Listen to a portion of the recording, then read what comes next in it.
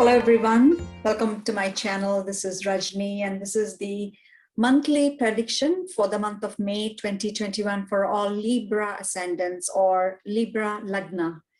This is a general prediction based on transits and based on Vedic astrology. If you are new to my channel, please like, share and subscribe to my channel as this means a lot to me.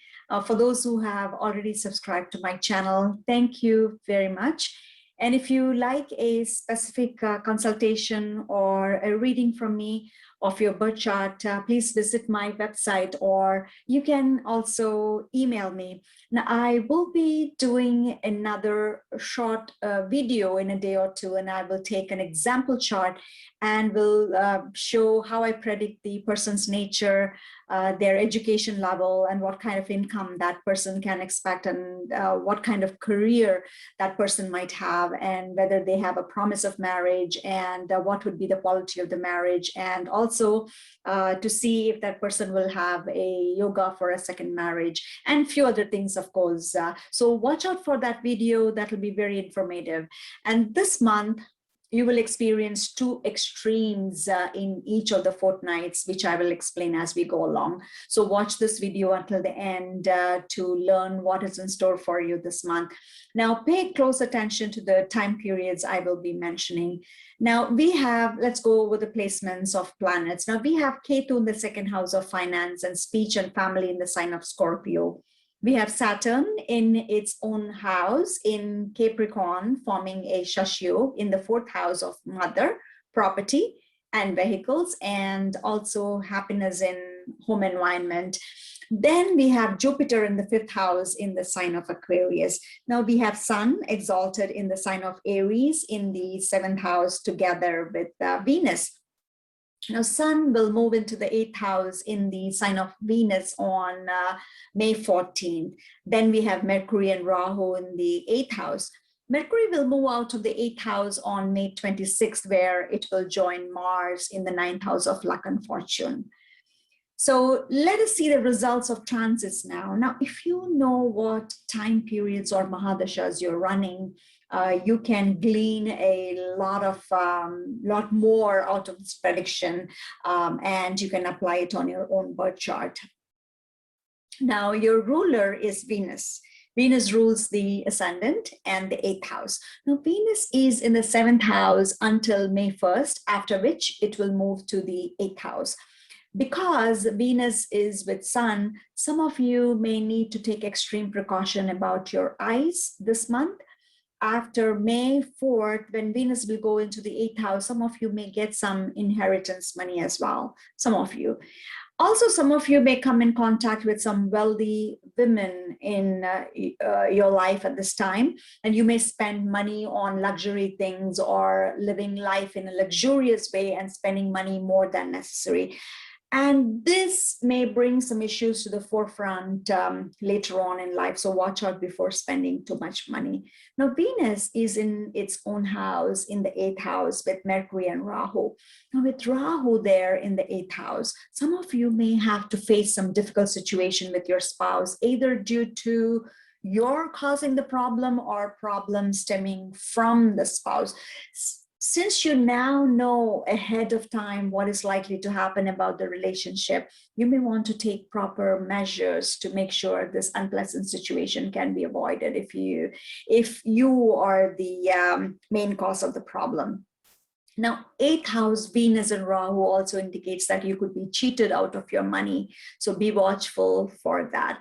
Now, let us talk about Mars, which is in the ninth house of luck and fortune. Mars rules the seventh house and the second house of finance, speech, and family.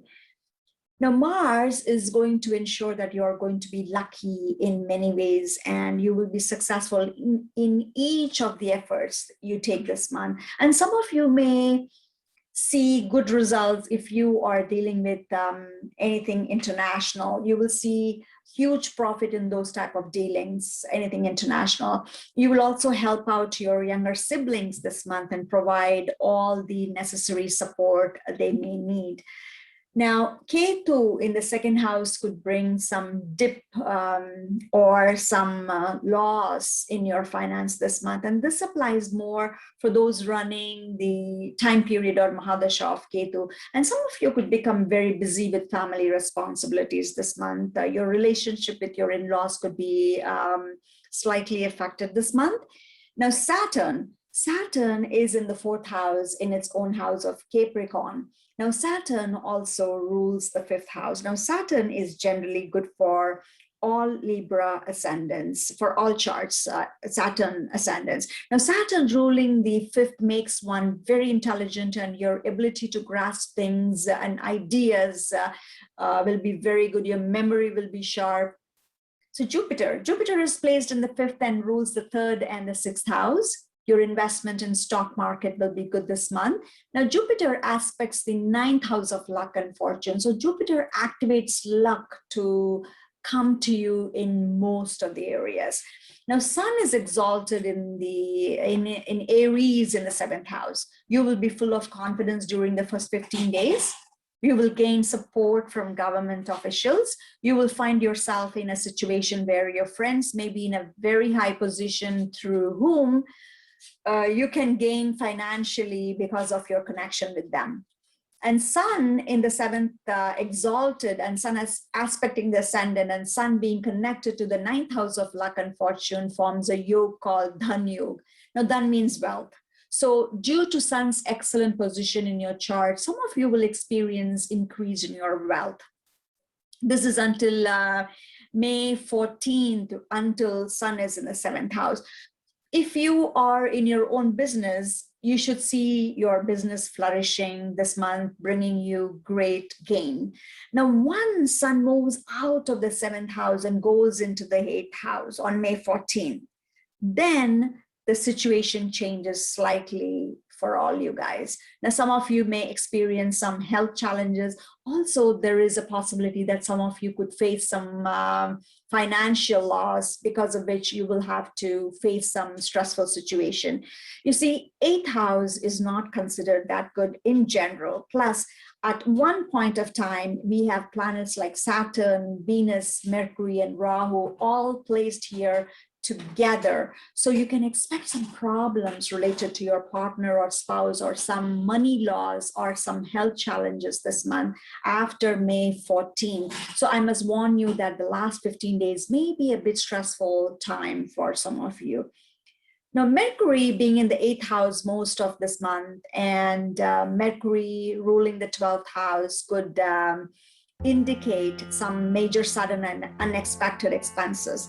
Keep in mind that all these depends on where the planets are placed in your birth chart. So this is just a general prediction, as I said. So this was an overview for the month of May for all Libra ascendants. And I know May is going to be somewhat mixed results for you. And let's hope that June will be a better month for you. So hang in there and take as much precautions as you can to avoid the pitfalls that I mentioned in this video for this month. Now, with that, I will sign off now, and thank you so much for watching.